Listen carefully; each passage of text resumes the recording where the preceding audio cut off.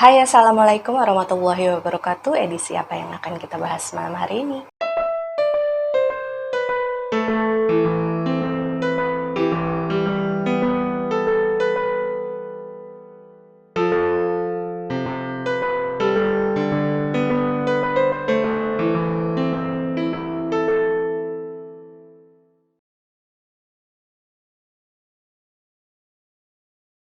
Jadi waktu itu si bapak ini intinya bilang ke si Septi dan juga si Evan bahwasanya bapak memutuskan untuk menikah lagi.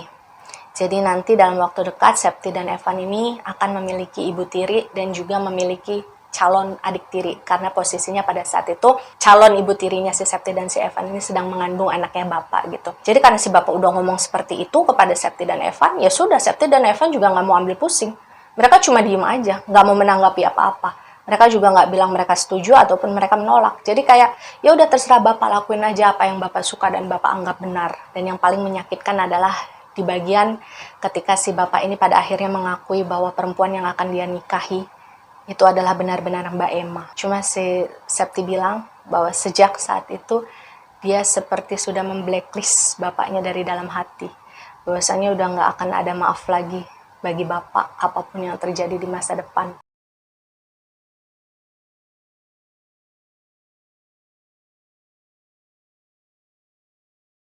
Dan benar saja, tanpa menunggu persetujuan dari mamah maupun anak-anaknya, bapak ini benar-benar menikahi Mbak Emma. Dan waktu itu lokasi pernikahannya itu di rumah Pak RT ya. Dan ketika pernikahan tersebut sudah terjadi, Mbak Emma dan juga Bapak ini tinggal di sebuah rumah yang pada saat itu juga rumahnya Pak RT, cuman memang kosong, yang letaknya nggak jauh dari rumah Pak RT, jadi masih bisa ditempuh dengan jalan kaki, nggak terlalu jauh juga dari rumahnya si Septi. Dan waktu itu si Septi bilang ya bahwa dia ngerasa bener-bener terpukul, dipermalukan oleh apa yang diperbuat oleh Bapak. Jadi Septi ini sempat ngerasa nggak mau keluar rumah gitu, secara dia pribadi ya, bukan secara keluarga. Dia ngerasa malu, benar-benar malu dengan apa yang sudah diperbuat oleh bapaknya. Walaupun sebenarnya dia tahu bahwa masyarakat sekitar itu kebanyakan pasti ngebelain mamah ya, ngebelain keluarga dia, karena bagaimanapun kan memang keluarga awal bapak itu adalah mamah, Septi, dan si Evan. Dan orang-orang juga banyak yang tahu bagaimana awal mula hubungan yang terjalin dari bapak dan juga Mbak Emma. Sesuatu yang terlarang yang kemudian sekarang mereka sahkan dalam sebuah ikatan pernikahan. Tapi bagaimanapun kan yang namanya latar belakang dari sebuah kisah itu tidak akan bisa menghapuskan apa yang seharusnya salah menjadi benar. Dan sebenarnya pada awal-awal pernikahannya Bapak dengan Mbak Emma, Bapak ini masihlah sesekali pulang nginep gitu di rumahnya si Septi, di rumah Bapak yang lama.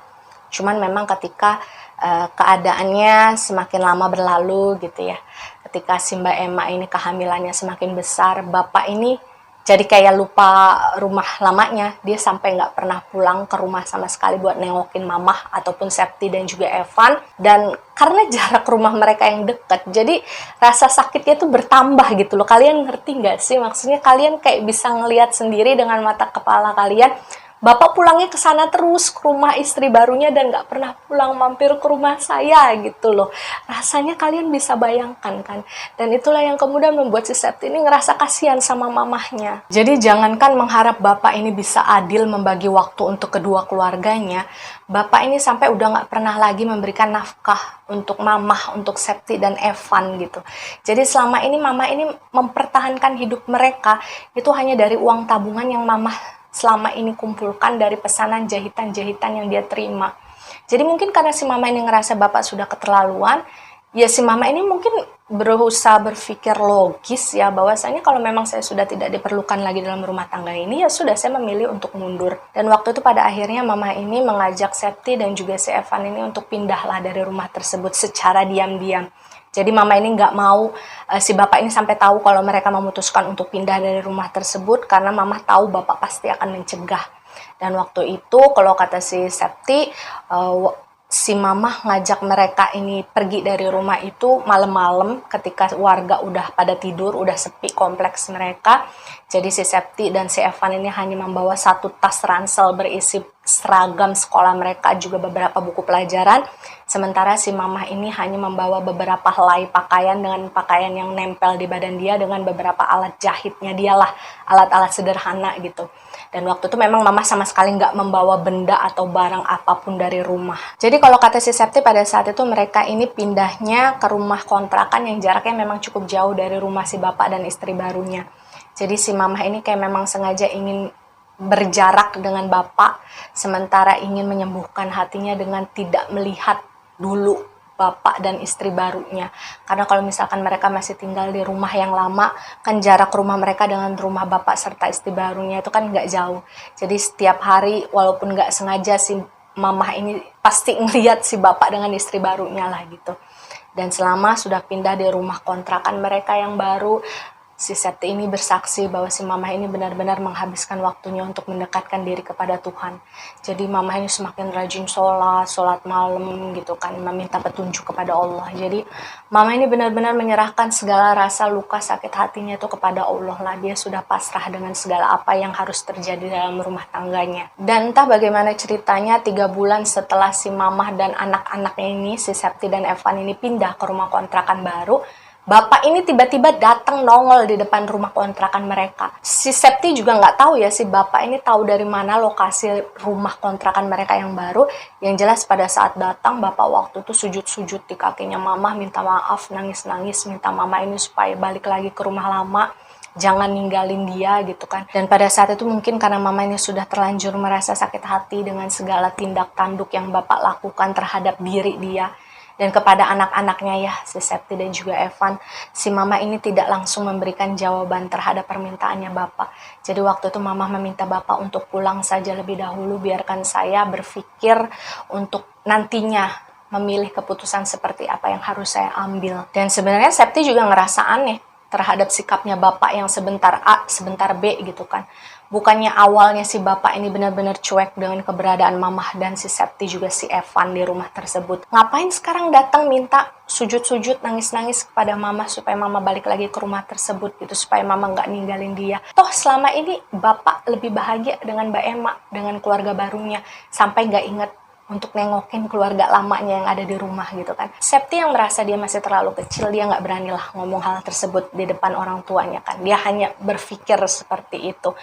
Dan waktu itu si Septi bilang mamahnya ini berkali-kali sholat istikharah, meminta petunjuk kepada Tuhan apa yang harus dia lakukan untuk rumah tangganya.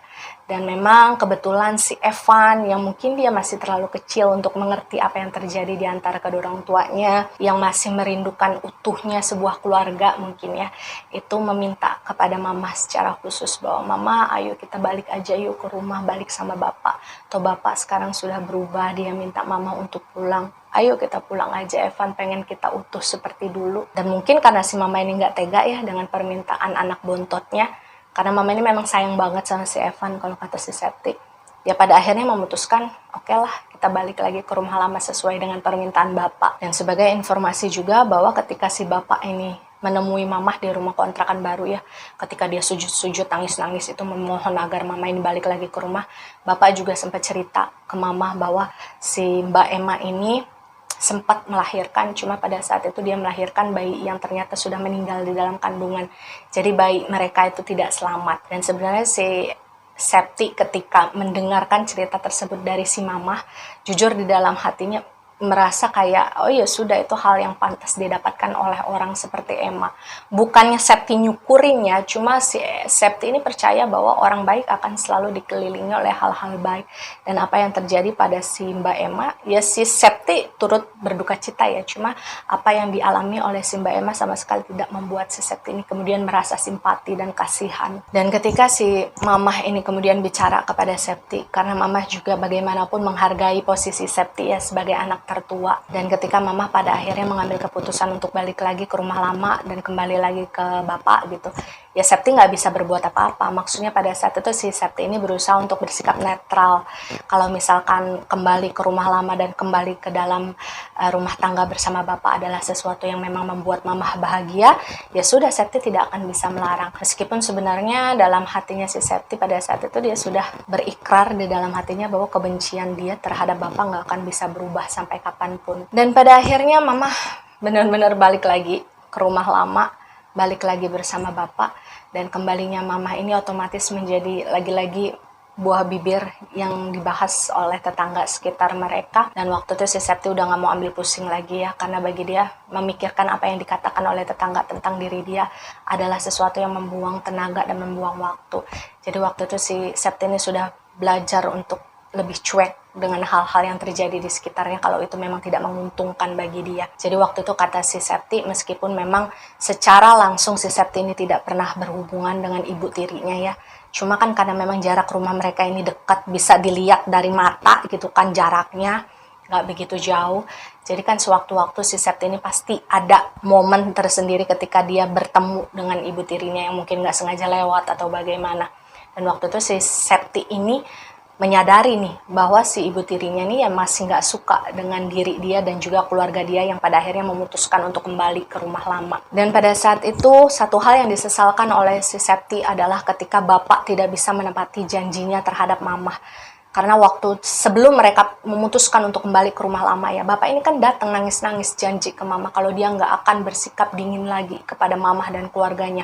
Kalau bapak ini akan berubah, kalau bapak ini akan adil terhadap dua keluarganya. Tapi nyatanya belum sampai seminggu ketika si mama ini balik lagi ke rumah lama, ya bapak balik lagi ke sifat yang semula, dingin, galak, kerjaannya marah-marah, setiap ngomong sama mama nadanya tinggi, mukulin, segala macamnya itu semuanya, pokoknya sifat buruk bapaknya itu balik lagi seperti setelan awal. Dan bahkan perlakuan bapak terhadap mama ini jauh lebih parah dari yang semula gitu.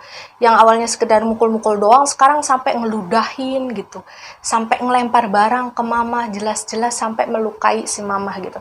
Dan si Septi ini nggak bisa berbuat apa-apa karena ya dia nggak bisa ngelawan bapak. Dan ternyata bukan hanya sekedar perubahan sikap bapak yang kemudian Septi rasakan di dalam keluarganya ketika mereka baru saja pindah lagi ke rumah lama ya. Ketika itu si Septi ini mulai merasa bahwa kesehatan mama ini kok semakin kesini semakin menurun gitu.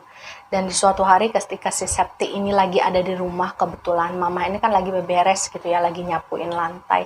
Secara tiba-tiba aja mama ini jatuh ke lantai gitu dan langsung muntah darah.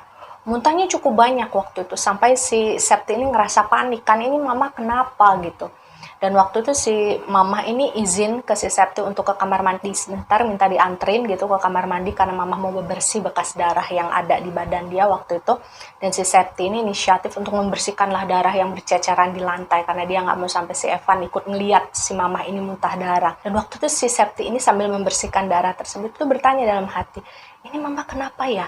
Karena si Septi ini yakin benar kalau mamanya selama ini nggak pernah menderita sakit parah apapun yang pada akhirnya bisa menjadi alasan dari si mama ini tiba-tiba muntah darah. Dan anehnya kejadian serupa seperti si mama tiba-tiba jatuh dan muntah darah itu nggak hanya terjadi sekali itu doang. Jadi dalam 1 bulan itu hampir 5 kali si Septi ini ngelihat mamahnya muntah darah. Dan biasanya setelah muntah darah mamahnya ini akan sakit berhari-hari seperti demam, meriang gitu beberapa hari ke depannya. Dan yang namanya anak ya, si Septi ini kan pasti ngerasa khawatir dong dengan keadaan mamahnya. Karena ketika muntah darah itu darah yang dikeluarkan oleh mama itu nggak sedikit gitu. Si Septi ini ngeri ada sesuatu yang terjadi di dalam diri mamahnya yang mungkin saja nggak pernah diperiksain kan. Dan si Septi ini berusaha untuk membujuk mamanya, ayo mah kita periksa ke rumah sakit. Cuma waktu itu mamanya Septi bilang dia nggak mau karena dia nggak punya nggak punya uang, nggak punya tabungan yang cukup untuk melakukan pemeriksaan lengkap di rumah sakit.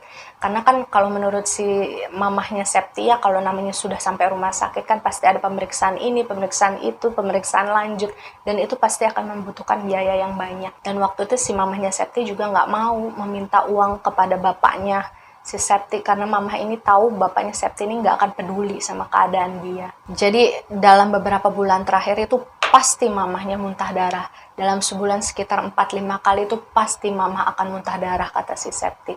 Jadi pada saat itu si Septi ini memutuskan untuk merawatlah ibunya, mamahnya ya secara intensif di rumah. Dan waktu itu karena si Evan ini posisinya dia masih terlalu kecil untuk mengerti apa yang terjadi dengan mama, akhirnya si Septi ini harus mengorbankan hari-hari sekolahnya. Dia sering izin beberapa hari dari sekolah untuk ya benar-benar fokus merawat mamahnya. Karena pada saat itu mamahnya ini berat badannya sampai turun drastis. Jadi kalau kata si Septi, andai saja ada orang yang mungkin pernah bertemu dengan mamahnya saat mamahnya lagi sehat waktu itu, kemudian bertemu lagi dengan mamah ketika si mamah keadaannya sedang sakit, itu pasti nggak akan ngenalin mamah. Karena sakitnya mamah itu sangat merubah keadaan fisiknya mama. Jadi secara wajah itu sudah benar-benar sangat berubah. Ya karena si mama ini kehilangan bobot berat badannya itu cukup banyak yang membuat dia kurus kering. Dan meskipun sebenarnya si Septi ini agak mengkhawatirkan bagaimana nasib pendidikannya ya, karena mau nggak mau kan dia harus sering izin untuk menjaga mamah di rumah.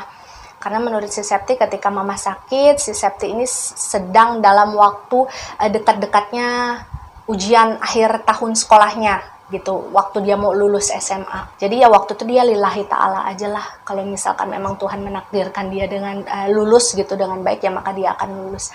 Karena Septi nggak punya pilihan lain, dia nggak bisa ninggalin mamahnya sendirian di rumah, nggak ada yang ngurusin kan. Sekalipun mungkin sesekali waktu dia gantian sama si Evan ngurusin mama, karena si Evan ini kan belum terlalu dewasa, dia belum terlalu ngerti gimana cara ngurusin si mama. Si Septi ini nggak akan tenang kalau ninggalin mama hanya dengan si Evan. Jadi mau nggak mau ya si Septi ini yang ngalah gitu. Dia yang harus pinter-pinter bagi waktu. Dan kalau misalkan ditanya, terus bapak kemana selama mama sakit? Ya bapak sama istri barunya, kalau kata si Septi. Bapak nggak pernah nongol sama sekali. Bapak nggak pernah nengokin mama. Paling sesekali bapak datang ke rumah, itu sekitar seminggu sekali, hanya untuk ngasih uang belanja mereka atau uang jajan kepada si Septi dan juga Evan, yang memang biasanya selalu bapak lakukan seminggu sekali. Dan bapak itu nggak pernah masuk ke rumah, apalagi nengokin mamah yang waktu itu cuma bisa tiduran di dalam kamar. Dan menurut Septi, mamah ini pernah menangis ya di depan Septi sambil meminta maaf. Karena menurut mamah, gara-gara mamah sakit, Septi ini jadi nggak punya waktu untuk fokus ke sekolah, jadi nggak punya waktu untuk main sama teman-temannya. Mama berkali-kali minta maaf atas itu semua.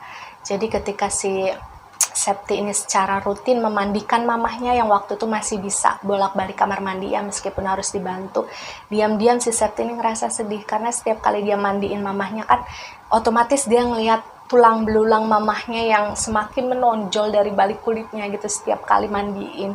Karena ya menurut si Septi, mamah nggak bisa makan apa-apa. Dia selalu muntah darah tapi nggak ada nutrisi yang masuk. Hingga pada akhirnya di satu titik ketika si mamahnya ini sudah terlalu lemah mungkin ya, sudah tidak ada tenaga yang tersisa untuk berjalan terlalu jauh dari dalam kamarnya, si mamah ini akhirnya harus buang air di atas kasurnya. Jadi pada saat itu si Septi ini mulai rutin menggantikan si mamah ini pampers agar si mamah ini ngerasa nyaman, karena dia memang harus buang air besar dan buang air kecil di atas ranjang. Dia udah nggak bisa kemana-mana lagi karena memang udah nggak ada tenaga lagi di dalam badannya. Dan sebenarnya mamahnya si Septi ini sempat melakukan pemeriksaan ke rumah sakit ya, ke dokter waktu itu. Cuma anehnya dokter hanya mendiagnosis mama ini mungkin sekedar kecapean yang teramat sangat. Jadi ada salah satu fungsi badannya yang mungkin protes lah gitu ya, hingga mama ini keadaannya jadi lemah.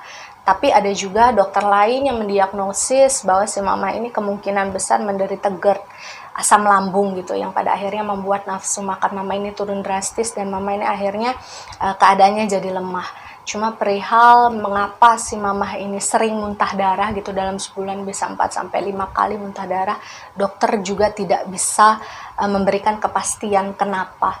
Waktu itu dokter hanya menyarankan mama untuk melakukan pemeriksaan lebih lanjut, dan yang memang karena yang sudah kita bahas tadi ya, karena si mama ini memang memiliki keterbatasan dalam keuangan gitu, karena dia kan sudah berhenti menerima pesanan jahitan, dia udah nggak bekerja, dia udah nggak punya pemasukan. Jadi ya pada akhirnya mama cuma bisa bilang ke Septi bahwa ya sudahlah nak, cukup sampai di sini kita berikhtiar, selebihnya kita serahkan kepada Tuhan yang Maha Kuasa. Dan sebenarnya si Septi ini ngenes ya ngelihat keadaan ibunya yang seperti itu, dan si Septi nggak bisa berbuat apa-apa, nggak bisa ngebantuin apa-apa gitu, selain ya rasa bakti yang si Septi tunjukkan untuk mengurus merawat mamahnya sehari-hari di rumah. Karena memang keluarga besar mama ini tinggalnya jauh. Jadi mama ini asalnya itu dari luar pulau, dari seberang pulau gitu. Dan memang keadaan keluarga mama juga yang ada di seberang pulau itu juga kurang berkecukupan. Jadi memang untuk menempuh perjalanan dari kampung halamannya mamah menuju rumah mereka pada saat itu memang membutuhkan biaya yang cukup besar. Jadi mama ini meminta memesankan kepada si Septi pada saat itu, jangan memberitahu apapun kepada keluarga besarnya mamah di kampung. Takutnya nanti mereka khawatir, mereka cemas, dan mereka memaksakan berbagai macam cara untuk bisa ngejenguk mamah di sini. Mamah nggak mau ngerepotin keluarga mamah di sana, katanya. Jadilah ya, waktu itu si Septi hanya menghadapi masa-masa sulit tersebut dengan mamahnya ya, bersama diri dia sendiri, bersama Evan, dan bersama mamah gitu. Gak ada orang lain di dalam keluarga mereka kecuali mereka bertiga. Karena pelan-pelan si Septi ini sudah mulai melupakan lah sosok bapak yang memang udah gak pernah ada lagi, gak pernah berkontribusi lagi terhadap kehidupan mereka. Dan saking sudah merasa putus asa, dia udah gak tega lagi dengan kondisi yang diderita oleh mamahnya waktu itu ya. Diobatin gak sembuh, diperiksa yang gak ketahuan juga sakitnya apa, gak ada yang tahu. Sampai si Septi ini sempat memohon kepada Tuhan.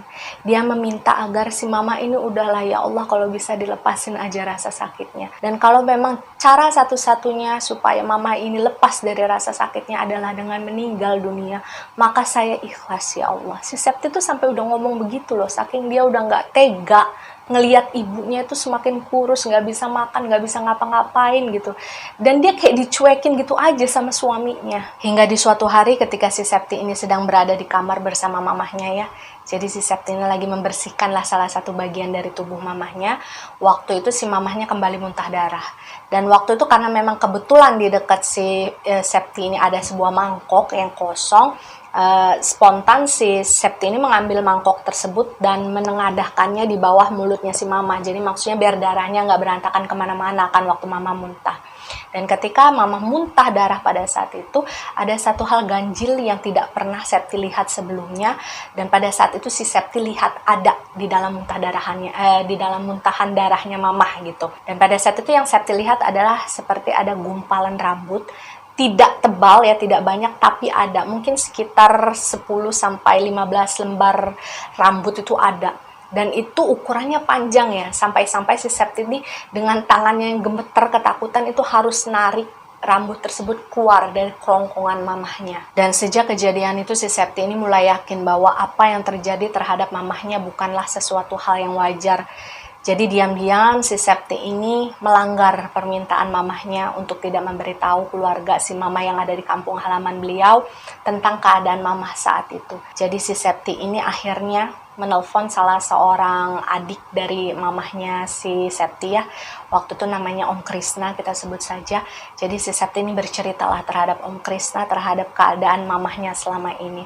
Dari A sampai Z pokoknya diceritain semua sama si Septi sampai hari terakhir ketika keganjilan yang Septi temui di dalam muntahan darahnya mama, bahwa ada gumpalan rambut yang keluar dari kerongkongannya mama sampai harus ditarik sama si Septi sampai keluar semua dari dalam mulutnya. Semua itu diceritakan si Septi kepada Om Krisna. Dan waktu itu karena memang posisinya Om Krisna ini kan jauh ya tinggalnya, mereka seberangan pulau dan keadaan finansial Om Krisna ini juga tidak terlalu baik. Jadi Om Krisna pada saat itu hanya berpesan kepada si Septi untuk mencarikan semacam ustadz lah untuk mengobati mamah. Karena memang sesuai dengan feelingnya si Septi, si Om Krisna juga merasakan sesuatu yang aneh terjadi pada diri kakaknya. Jadi waktu itu Om Krisna berpesan agar si Septi ini, udah kamu cariin aja ustadz buat ngobatin mamah. Nanti Om Krisna bakal kesana sekitar 2 mingguan lagi. Karena Om Krisna harus nunggu tanggal gajian supaya Om Krisna punya uang sebagai ongkos yang bisa Om Krisna pakai untuk ke rumahnya kamu di sana. Dan Septi pun akhirnya menurut ya dengan hal yang disarankan oleh Om Krisna. Jadi si Septi ini mencarilah ustadz yang mungkin saja bisa ditanyakan tentang hal-hal mistis yang sama sekali Septi tidak paham gitu kan, yang siapa tahu bisa mengobati keadaannya mamah waktu itu. Jadi si Septi ini akhirnya mulai bicaralah dengan tetangga-tetangga sekitar rumah dia. Dia mulai terbuka, dia mulai menceritakan bahwa selama ini mamah saya sakitnya begini, dan kemarin saya melihat ada gumpalan rambut yang keluar dari muntahan darah mama saya. Dan tetangga-tetangga yang pada saat itu mendengarkan ceritanya si Septi ya, mereka tuh sebenarnya cukup kaget loh ketika tahu mamahnya si Septi itu ternyata sedang sakit.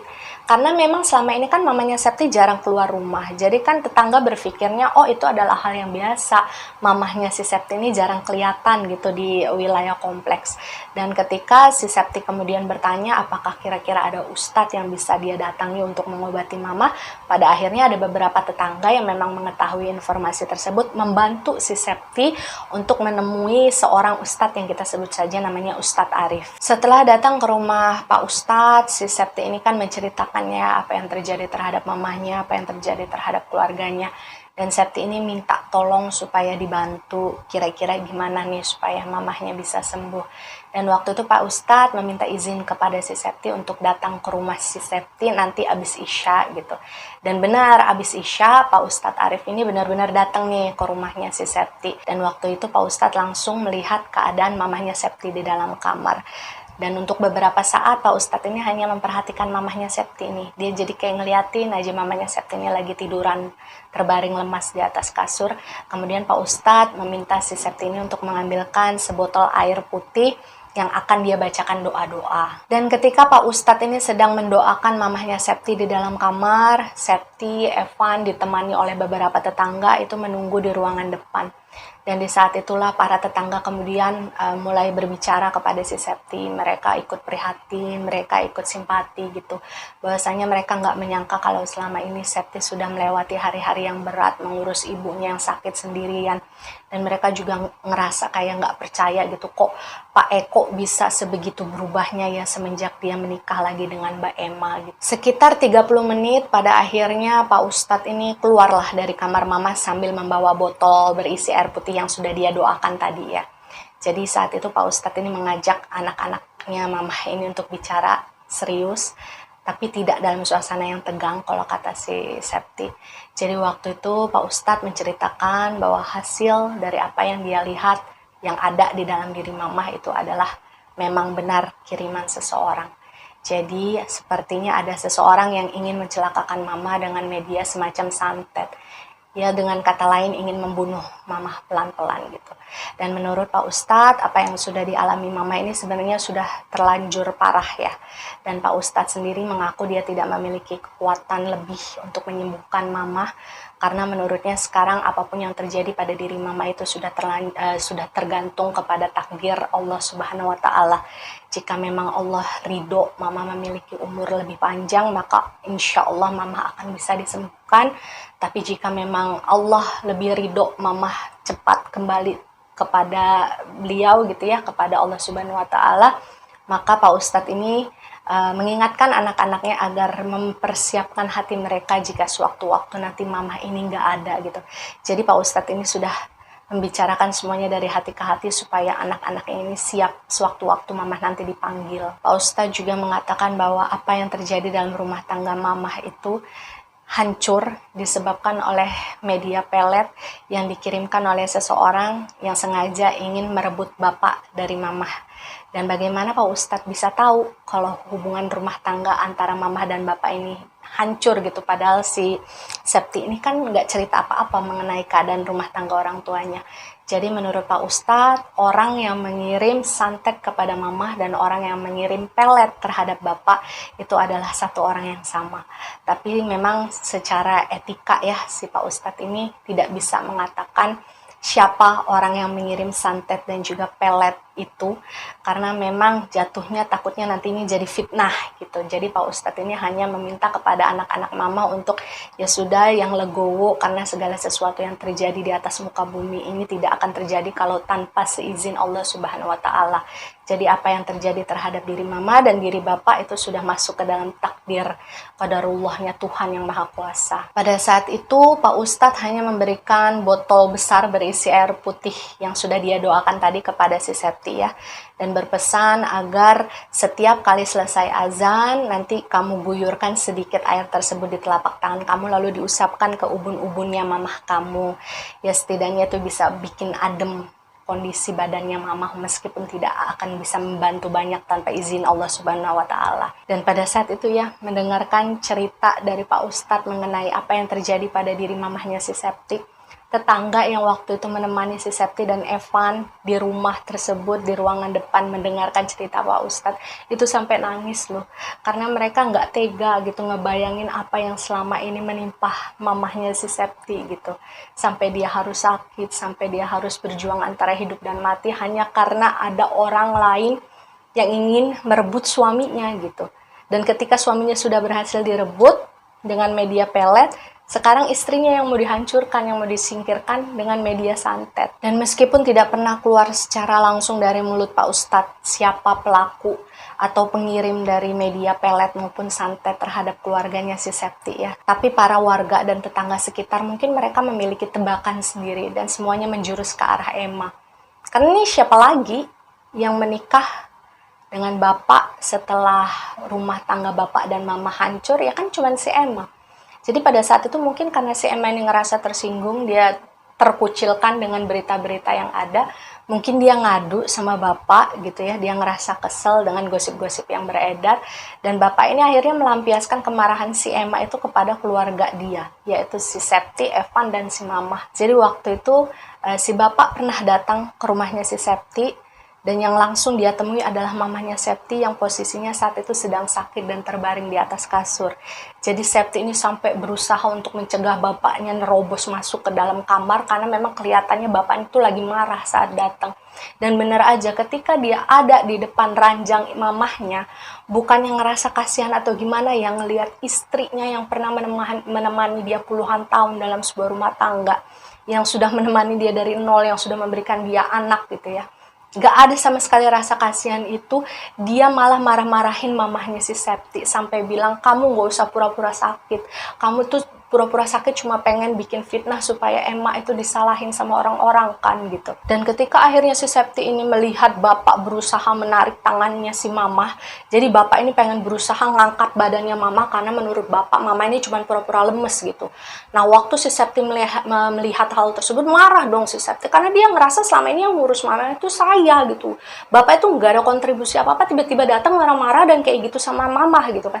Akhirnya si Septi ini nekat, dia memberanikan diri ngedorong badan bapaknya tuh sampai hampir kejungkel gitu. Dan waktu itu si Septi ngusir kan, udah bapak pergi aja dari sini, bapak nggak ngapa-ngapain di sini, sana pergi aja dari rumah ini. Bahkan sebelum bapaknya ini pergi keluar dari dalam kamar mamanya, si Septi ini sambil nangis ya, dia ngomong sama bapaknya, kalau sampai nanti ada sesuatu yang terjadi sama mamanya Septi nggak akan pernah maafin bapak sama Emma selamanya, apapun yang terjadi. Dan ketika pada akhirnya bapak ini pergi dari kamarnya si mamah ya, mamah yang sadar benar waktu itu kondisinya saat bapak datang dan marah-marahin dia, meskipun keadaannya memang lemes waktu itu, tapi kan mamah sadar ya, itu kemudian nangislah dia, dan Septi meluk si mamah kan. Waktu Septi bilang, Septi nggak tahu harus ngomong apa lagi ke mamah kecuali sabar ya mah, yang kuatnya mah, karena Septi juga waktu itu udah kehabisan kata-kata. Kalau dia harus nyuruh mamanya sabar lagi, sabar macam apa lagi yang harus mamahnya rasakan gitu. Kayaknya semua macam sabar itu sudah pernah dirasakan mamahnya gitu. Kayaknya terlalu naif kalau si Septi terus-menerus mengucapkan mamah, sabar, mamah yang kuat. Karena si Septi yang melihat aja tuh kayak ngerasa capek gitu, apalagi mamah yang ngejalanin. Jadi waktu itu si Septi ini bilang air matanya mamah, yang waktu itu mamah nangis sesenggukan karena abis dimarahin bapak, itu kan nempel ya di pipinya si Septi. Jadi si Septi tuh ngerasa, ya Allah, air mata mama anget banget. Jadi waktu itu setelah ditenangi oleh si Septi ya, udah mama yang sabar, mama yang kuat. Mamanya Septi ini bilang ke Septi, mama pengen istirahat ya Sep, mama pengen tidur, mama nggak pengen diganggu dulu gitu. Dan waktu itu Septi ya hanya berpikir, iya mah, iya nggak apa-apa. Dia cuma pengen membiarkan mamahnya tenang sendirian gitu kan. Dan sebelum si Septi ini keluar dari dalam kamar, mamah ini meminta si Septi untuk ngambilin kain jarik. Kalian tahu kain jarik kan? Kain panjang tuh yang biasa dijadikan kain gendongan kalau zaman dulunya gitu. Dan pada saat itu si mamah bilang, Sep, tolong ambilin kain jariknya mamah di dalam lemari. Jadi kalau menurut si Septi waktu itu kain jarik tersebut adalah kain pemberian dari ibunya si mamah, jadi neneknya si Septi. Dan waktu itu mama bilang, mama lagi kangen sama Uyut. Jadi si Septi manggil neneknya tuh Uyut ya. Mama lagi kangen sama Uyut, mama pengen peluk kain yang dikasih sama Uyut. Jadi waktu itu diambilin lah kain jarik itu dari dalam lemari dan dikasih ke si mama, kan ini mah gitu. Dan Septi inget banget waktu itu si mama ini cuma bilang, makasih ya Sep, Septi harus jadi anak yang berhasil, Septi harus jagain Evan, mama sakit, mama udah gak bisa ngapa-ngapain. Dan waktu itu si Septi yang gak berpikiran apa-apa ya, dia cuma bilang, iya mah, Septi pasti akan jagain Evan, Septi akan rajin belajar, Septi akan jadi anak yang bisa banggain mama nantinya ya. Septi benar-benar gak kepikiran apa-apa saat itu. Jadi waktu itu si Septi ninggalin lah mamanya di kamar, karena mamanya kan bilang mau istirahat. Dan itu kejadiannya udah sore ya. Jadi ketika azan maghrib, seperti biasa, si Septi sama si Evan ini kan bakal pergi ke masjid untuk sholat jamaah. Karena memang titik masjid dan rumah mereka itu nggak jauh gitu. Dan ketika sudah selesai sholat maghrib, Septi ini kan pulang ke rumah. Jadi ketika si Septi ini pulang, dia nggak tahu kenapa ngerasa kok rumah dia kayak sepi ya. Maksudnya memang biasanya sepi, cuman waktu itu sepinya beda gitu, kayak hening, kayak suara apapun aja dia nggak bisa dengar sama sekali. Jadi waktu itu si Septi kepikiran untuk, saya mau ngambilin minum buat mama, karena dia udah ninggalin mamanya cukup lama kan, beberapa jam, karena mama emang nggak mau diganggu kan bilangnya. Dan waktu itu situasinya, si Evan ini lagi di depan main sama temennya. Habis pulang dari masjid kan, biasa anak-anak seumuran dia main di depan. Dan sambil membawa air minum, si Septi ini ngebuka lah pintu kamar mamahnya kan. Dan waktu dia ngebuka pintu kamar mamahnya, itu ketika si Septi membuka pintu kamar mamahnya, Septi ngelihat mamahnya udah ngegantung di atas langit-langit kamarnya.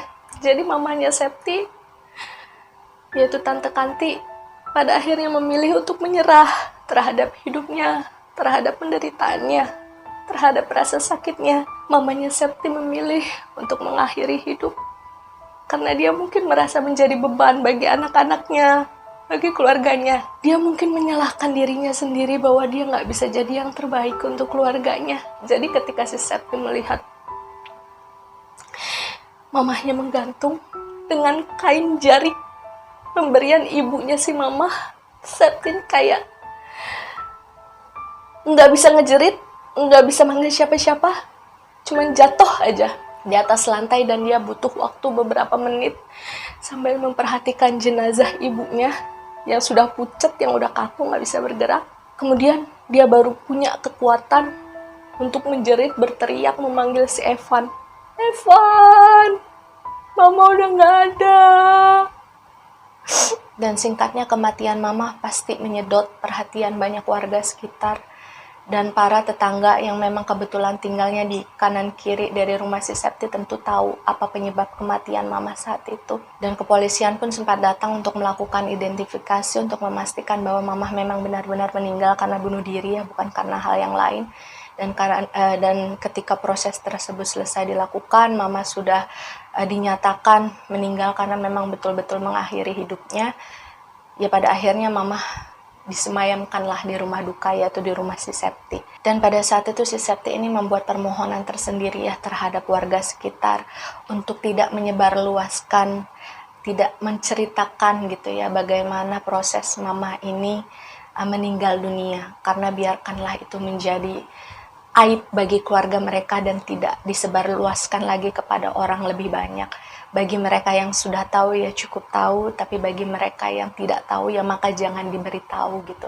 Dan untungnya pada saat itu kalau menurut si Septi, warga sekitar, tetangga yang ada di sekitar rumah mereka itu baik-baik gitu. Jadi mereka membantu cukup banyak ketika proses si Septi dan Evan ini menyemayamkan jenazah ibunya di rumah tersebut gitu.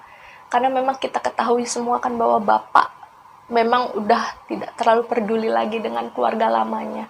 Meskipun pada saat itu memang bapak sempat datang untuk melayat dan sempat menggendong kerandanya mamah sampai ke peristirahatannya yang terakhir. Dan menurut si Septi waktu itu si bapak ini datang melayat bersama si Emma.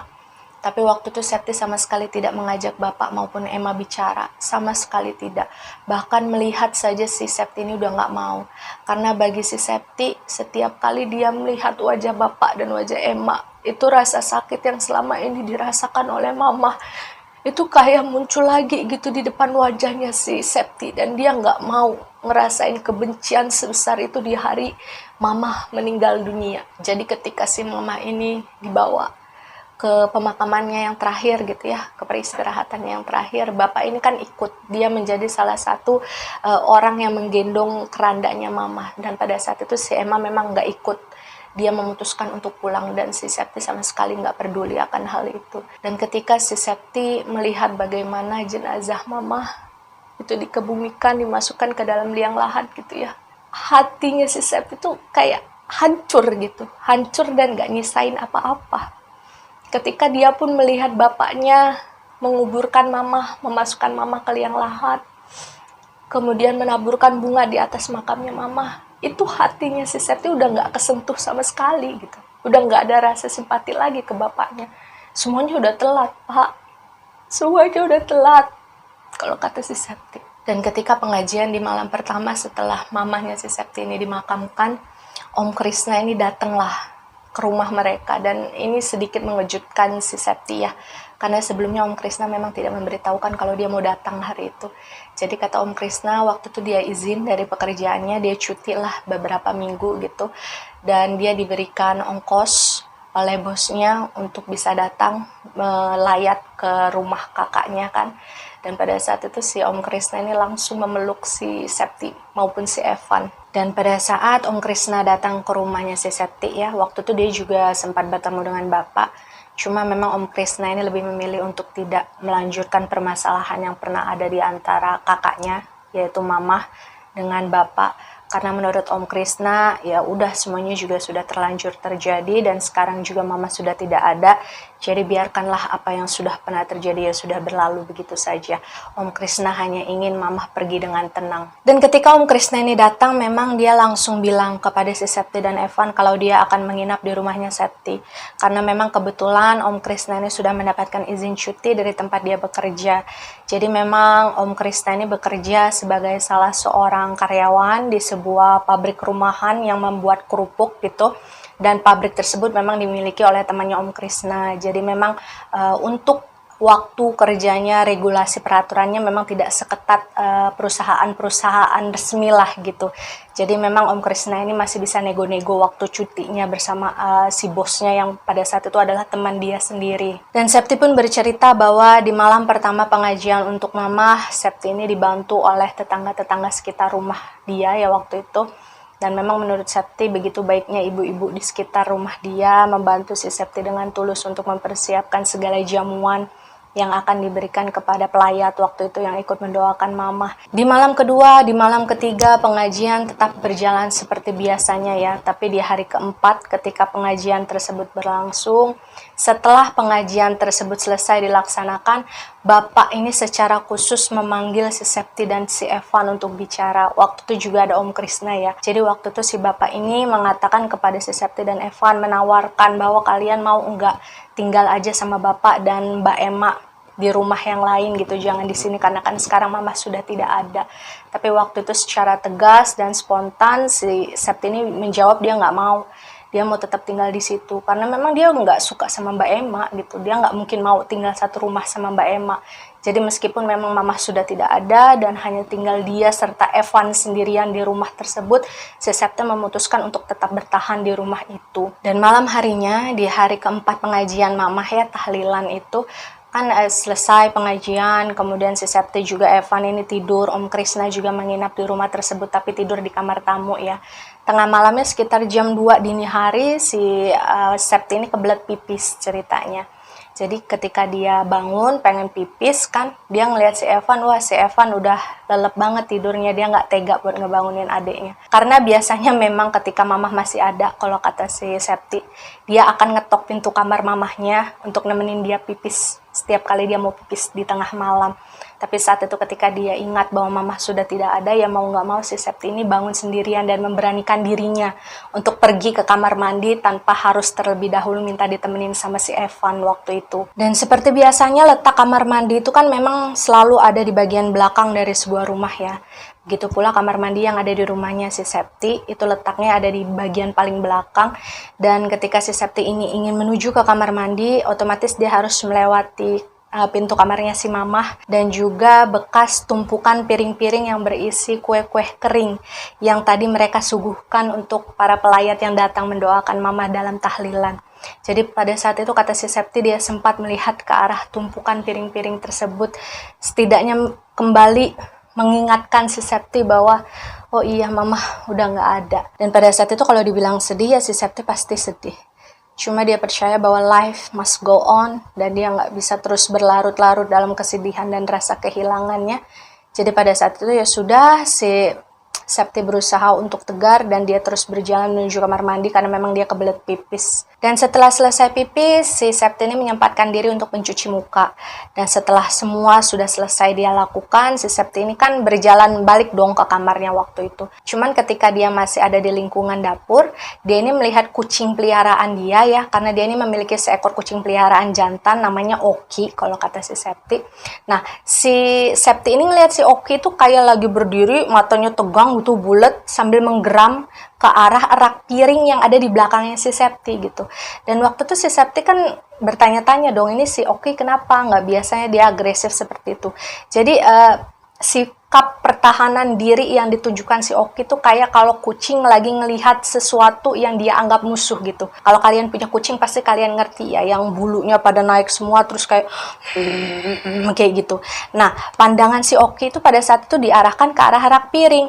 Dan waktu itu karena memang penasaran, si Septi nengok dong ke arah rak piring, tapi di sana nggak ada apa-apa. Dan jujur kata Septi, karena hari itu adalah hari pertama si Septi ini kebangun tengah malam dan pipis sendirian setelah Mamah udah nggak ada gitu.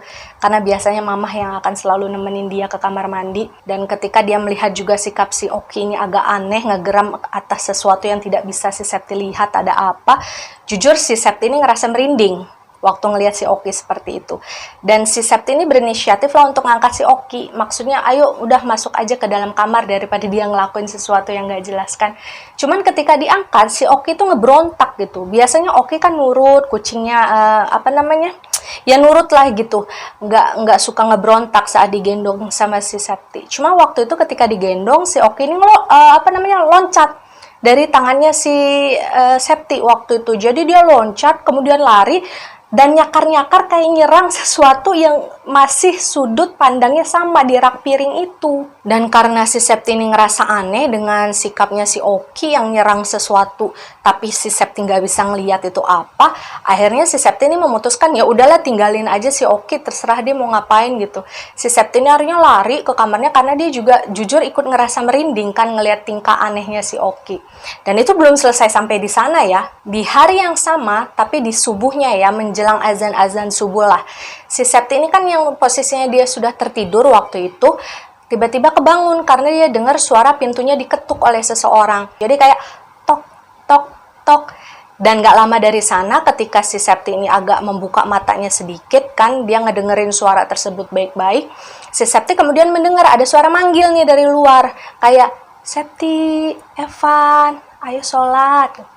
Dan waktu itu si Septi yakin itu kayak suaranya Mamah gitu, karena memang kebiasaannya Mamah setiap subuh gitu dia pasti akan bangun untuk membangunkan Septi dan juga Evan supaya mereka bisa sholat gitu. Dan ketika mendengarkan suara panggilan tersebut, si Septi ini kan sadar kalau Mamah itu udah nggak ada, Mamah itu udah meninggal gitu. Dan hari itu adalah hari keempat tahlilannya si Mamah. Jadi si Septi ini sempat bangun dari ranjangnya sambil ngedengerin lagi suara itu, karena suaranya belum berhenti gitu. Si Septi ini kayak, saya mimpi atau ini beneran sih gitu. Dan suara tersebut, panggilan tersebut ya, itu tidak hanya sekali Septi dengar. Total ada 3 kali. Jadi seperti diulang gitu. Tok, tok, tok. Septi, Evan, Ayo sholat. Suaranya persis sekali seperti mama, hanya saja nadanya agak lebih mendayu, tidak seperti biasanya. Dan mungkin karena suara panggilan itu berulang-ulang disebutkan gitu kan, dan karena memang si Septi dan Evan juga sudah terbiasa cepat merespon ketika si mamah dulu masih ada membangunkan mereka untuk sholat gitu. Akhirnya si Evan ini ikut bangunlah dari tidurnya.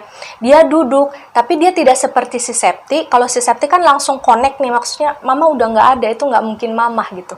Nah, si Evan ini agak nggak nyambung nih saat itu. Dia bangun, langsung pengen ngeberesin kasurnya dan berjalan ke pintu kan.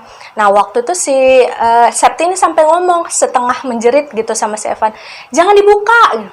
Terus si Evan ngebales kan, Kak itu mama kan ngebangunin, disuruh sholat gitu.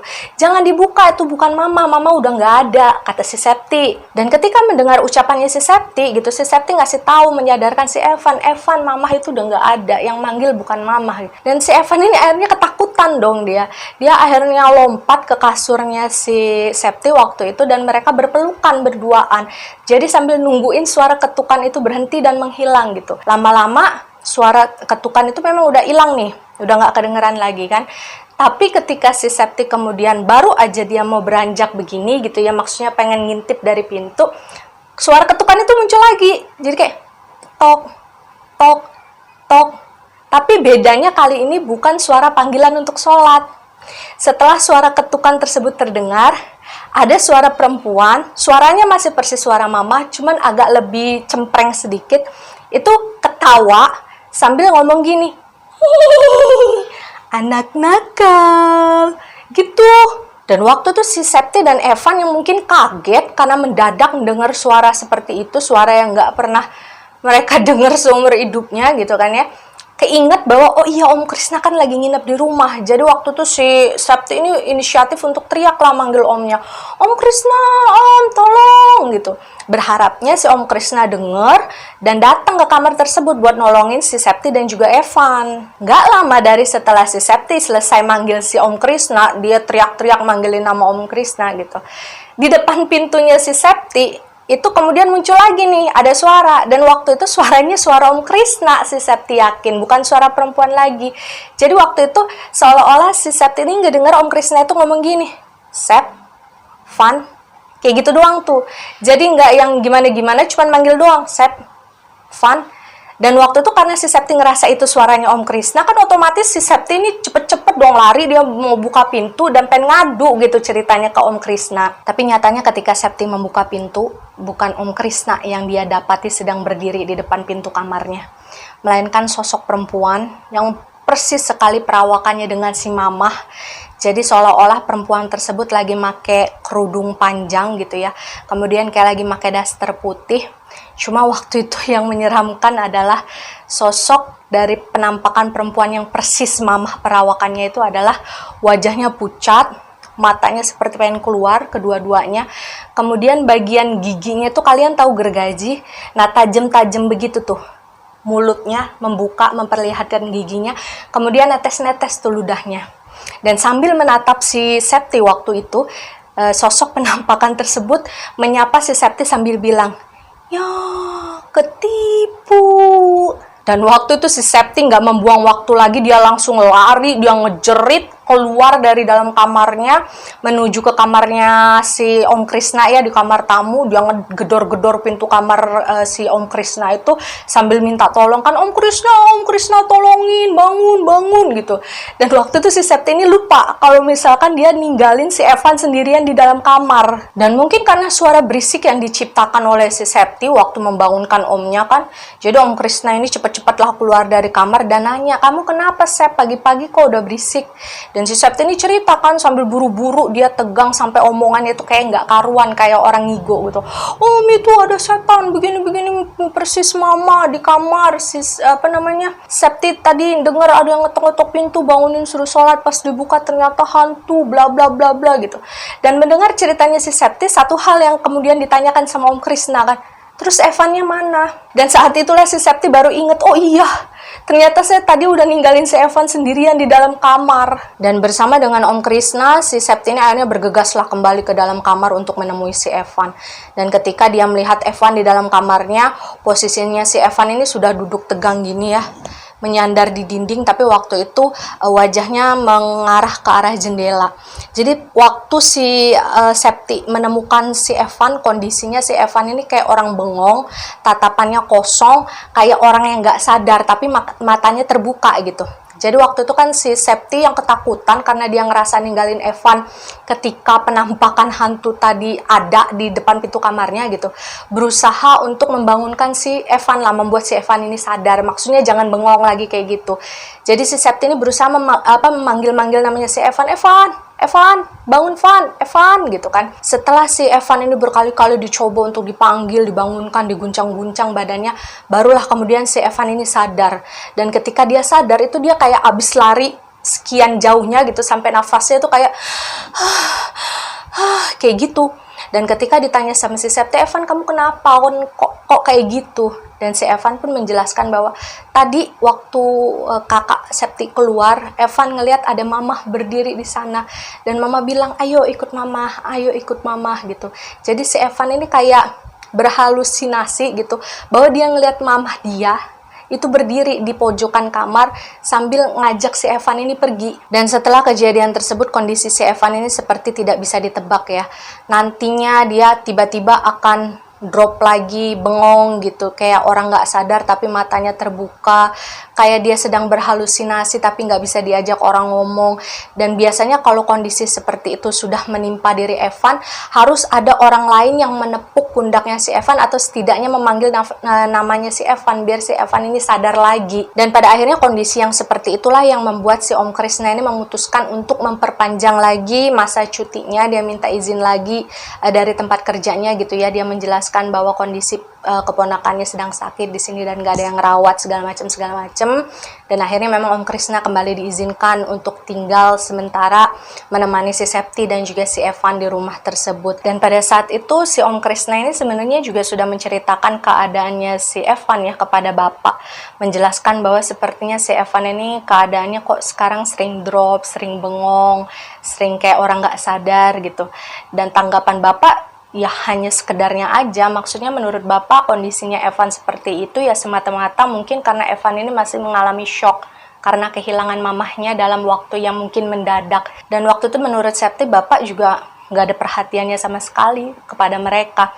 Bahkan semenjak mamah meninggal, mamah dimakamkan, bapak sama sekali nggak pernah datang ngejenguk ngejenguk si Septi dan juga si Evan di rumah lama, meskipun sebenarnya jarak rumahnya bapak dengan istri barunya kan deket gitu, tinggal jalan beberapa langkah juga nyampe. Dan Septi juga bercerita bahwa setelah berlalunya acara 7 hari tahlilannya mamah, penampakan yang mewujudkan dirinya sebagai sosok mamah tapi mamah yang berbeda gitu, itu sering si Septi rasakan ada di rumahnya. Jadi kalau menurut si Septi bukan hal yang aneh lagi kalau ketika tiba-tiba si Septi ini mendengar seperti ada suara aktivitas yang berasal dari kamarnya mamah. Padahal kan Septi juga tahu bahwa kamar mamah kan kosong semenjak mamah nggak ada. Jadi kayak ada suara pintu kamar mandi yang dibuka ditutup gitu kan, karena kalau di kamar mama kan ada kamar mandi dalam ya. Kemudian kayak ada suara pintu lemari yang dibuka lalu ditutup. Pokoknya ada aja suara orang beraktivitas di dalam kamarnya mama. Dan waktu itu Septi nggak berani ngeliat karena dia ngaku dia adalah anak yang penakut gitu. Jadi dia nggak mau cari penyakit juga. Dan sesekali di jam-jam tertentu si Septi ini sering mendengar suara keran air di wastafel arah dapur, tempat dimana biasanya dulu ketika mamah masih ada, itu mamah sering cuci piring di wastafel tersebut. Jadi di jam-jam setelah jam makan malam itu suara air tuh kayak dinyalakan di sana. Kemudian kayak ada suara piring-piring yang kayak kalau piring kalau habis dicuci, ditaruh, ditumpuk gitu kan pasti ada bunyi kerincing gitu kan ya gitu ya. Nah itu yang didengar oleh si Septi. Itu sering sekali, tapi sekali lagi Septi nggak pernah berani untuk memastikan apakah ada penampakan di sana atau tidak. Dan yang paling sering Septi alami adalah dia seperti mendengar suara mamah itu muncul dan memanggil dia gitu ya. Ketika si Septi ini biasanya lagi nonton TV atau lagi belajar atau lagi bengong lah di dalam rumahnya. Jadi memang ketika masih hidup, mamahnya Septi ini kebiasaan memanggil Septi ini dengan panggilan Sep. Dan suara mama itu kan khas gitu. Jadi si Septi ini kayak bisa kenal gitu kalau itu mama atau bukan yang manggil dia. Dan suara itu sering sekali Septi dengar dan dia yakin itu bukan halusinasi. Meskipun awalnya si Septi ini takut ya, bagaimanapun kan dia hanya tinggal sama si Evan dan memang ada Om Krishna pada saat itu. Cuman kan dia tahu bahwa Om Krishna nantinya akan pulang dan hanya akan ada dia juga Evan di rumah tersebut. Jadi si Septi ini berusaha untuk membiasakan diri dengan gangguan-gangguan kecil yang ada di rumahnya, yang mewujudkan dirinya sebagai sang mamah. Jadi si Septi ini berusaha untuk, ya sudahlah kalau misalkan selama sosok tersebut tidak lagi menampakkan dirinya seperti yang waktu ada panggilan untuk sholat subuh itu, ya udah Septi nggak akan ngerasa terganggu atau gimana-gimana. Ya Septi merasa masih bisalah dia untuk menghadapi itu semua. Dan mungkin kalau ditanya kenapa sih Septi nggak memilih untuk tinggal aja sama bapak daripada dia tinggal di rumah itu bersama Evan, tapi terus-terusan diganggu, ditakut-takutin gitu. Sebenarnya jawabannya kalau menurut si Septi bukan karena dia ngerasa sok berani juga, enggak. Cuma rasa sayangnya yang terlalu besar kepada mamah itu membuat si Septi itu kayak dia pengen tinggal di tempat yang ada kenangan mamahnya gitu. Dimana si Septi ini kalau ngelihat satu barang atau satu titik lokasi dari rumahnya itu bisa mengingatkan dia terhadap mamah, sosok yang sangat dia sayangi. Jadi jikapun ada gangguan-gangguan yang mungkin menakut-nakuti si Septi maupun si Evan setelah mamah nggak ada, si Septi ini hanya berpikir bahwa ya sudahlah itu mungkin hanya gangguan yang sifatnya sementara. Kalau misalkan si Septi dan Evan kuat gitu bertahan di sana, si Septi yakin gangguan tersebut nantinya juga lama-lama akan hilang sendiri. Dan sebagai informasi ya, pada saat itu Om Krishna itu sampai hampir 2 bulan loh nemenin si Septi dan juga si Evan. Karena waktu itu ketika si Om Krishna ini menceritakan semuanya secara terbuka dengan temannya yang merupakan bos dari tempat dia bekerja, bosnya itu mengerti. Kebetulan dia adalah orang-orang yang mengerti dengan dunia-dunia seperti itu ya. Jadi mungkin karena merasa simpati, untuk sementara pekerjaannya si Om Krishna ini digantikan dulu dengan orang lain gitu. Dan ketika misalkan Om Krishna memang sudah memutuskan untuk mau kembali lagi ke sana, tinggal bilang dan nanti pekerjaannya akan dikembalikan lagi oleh kepada Om Krishna. Hingga di satu hari si Septi juga lupa di hari keberapa setelah mamah nggak ada. Tapi yang jelas sudah melewati 40 hariannya mamah ya. Waktu itu Septi yang memang tidur satu kamar dengan si Evan tapi berbeda ranjang, itu dia posisinya lagi berganti gaya tidur sambil ngulet gitu kan ya di atas ranjangnya. Dia berbaliklah menghadap ke arah ranjangnya si Evan. Nah waktu itu kalau orang lagi ngulet itu kan otomatis pandangannya masih agak blur ya, maksudnya dia nggak terlalu jelas melihat apa yang ada di depannya. Nah saat itu si Septi ini ngerasa kayak ngelihat kok kayak ada orang ya duduk di samping ranjangnya si Evan. Dan waktu itu si Septi ini karena dia nggak yakin dengan apa yang dia lihat, dia ngucek-ngucek sebentar lah matanya untuk meyakinkan apa yang dia lihat. Dan saat itulah si Septi ini sadar bahwa apa yang dia lihat itu ya ternyata memang benar-benar ada. Jadi sosok yang duduk di sebelah ranjangnya si Evan itu sosoknya adalah seorang perempuan. Dia pakai baju terusan putih gitu, kemudian rambutnya panjang menyentuh lantai, mekar mengembang rambutnya dengan wajah yang pucat. Dan waktu itu si Septi ngelihat perempuan tersebut, kukunya kan panjang-panjang ya, itu kayak membelai rambutnya si Evan gitu sambil ngeliatin dibelai sama dia kayak gini. Dan karena takut si Septi kan langsung nutup mukanya pakai selimut kan. Dia kayak enggak ini mimpi, ini pasti bukan kenyataan gitu. Dan pada saat itu sebenarnya si Septi ini ketakutan loh. Dia kaget, takut campur jadi satu, tapi penasaran. Setelah dia nutup wajahnya pakai selimut, karena dia ngerasa ini yang dilihat bener apa enggak ya gitu.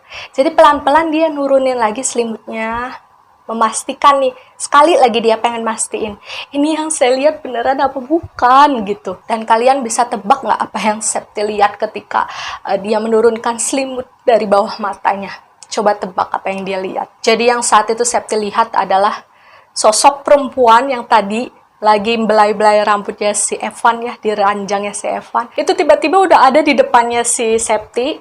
Wajah mereka saling berhadapan dan sosok perempuan tersebut senyum ke arah si Septi sambil nunjukin gigi-giginya yang tajam gitu kan. Kayak seolah-olah dia tuh seneng karena udah berhasil menangkap basah si Septi yang tadi berusaha sedang mengintip dia. Septi waktu itu sepintas hanya ngedenger suara yang muncul dari perempuan itu kayak suara anak ayam.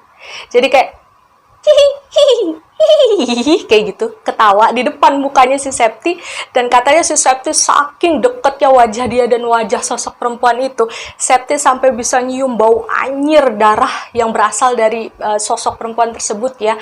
Dan si Septi ini sempat ngerasain dia pipis di celana dan abis itu semuanya gelap.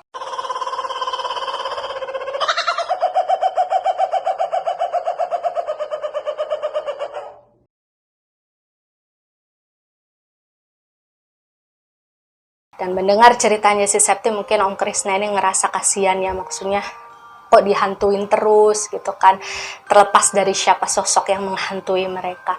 Jadi Om Krisna ini ngomong lah ke si Septi, membujuk gitu. Ya udahlah Septi sama Evan ikut aja sama bapak, kan bapak sudah menawarkan sejak awal, daripada kalian terus-terusan tinggal di sini berdua dihantui rasa ketakutan. Dan waktu itu di depan si Septi dan juga si Evan ya, bapak ini bilang ke Om Krisna, aduh maaf deh, saya kayaknya udah nggak bisa ngajak anak-anak tinggal sama saya dan si Emma, karena belakangan si Emma juga sudah keberatan kalau misalkan anak-anak ikut dengan saya. Dan bener aja dari arah belakang dia itu kemudian terdengar suara mamah yang lembut sekali. Jadi suaranya tuh manggil si Septi, Sep.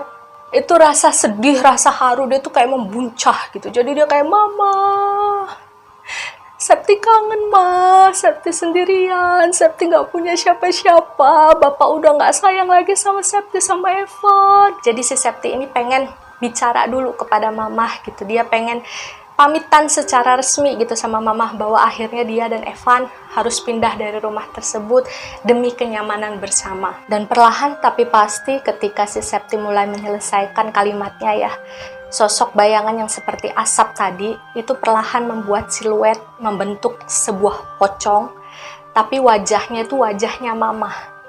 Si Septi ini bilang, mamahku sayang, mamahku sayang. Septi sayang mama, Evan sayang mama.